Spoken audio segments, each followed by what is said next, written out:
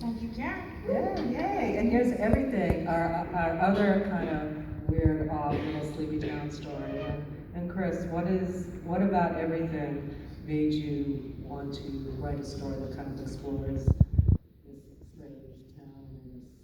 I grew up in the suburbs, and my earliest memories were my mom taking me to the department store for hours on end, and just wandering around those places. And what I loved about places like Sears was that they had everything, right? They had, chainsaws and washers and clothes and hand irons and basically anything you could get. And even going back further into the history, like mail order blocks like Montgomery Ward or some of these big places in Chicago, you look at the catalog and it was really everything.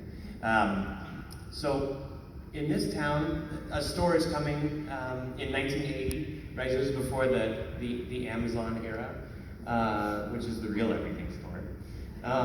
And everybody's excited about this store that is arriving in town, this town of Holland, Michigan, which is a real place that I've never been. But I'm kind of fascinated by just from the pictures, and for a while I was obsessed with buying a house there and wanting to move my whole family there because it just seems like the perfect picture of idyllic suburbia.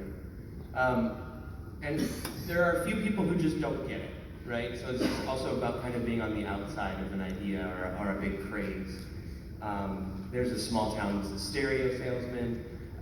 There's an actuarial woman who's also an alcoholic, former paramedic, who starts having, yeah, and everybody starts having, a few people start having really weird psychic disturbances once the store arrives in town.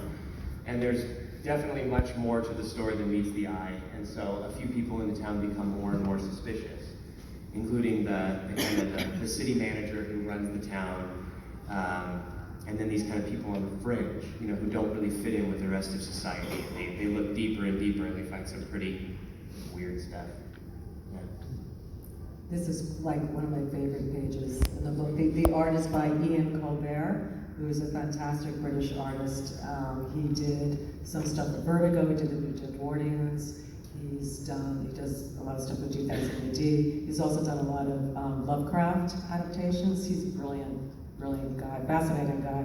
We met him at San Diego for the first time, which was really great. In this panel, they're doing a silent procession memorial for an employee that died. Yes. Through the store throwing rose petals, and no one knows what to make of it. And this is the coverage of the third issue. Yeah, so the second issue just came out also last Wednesday.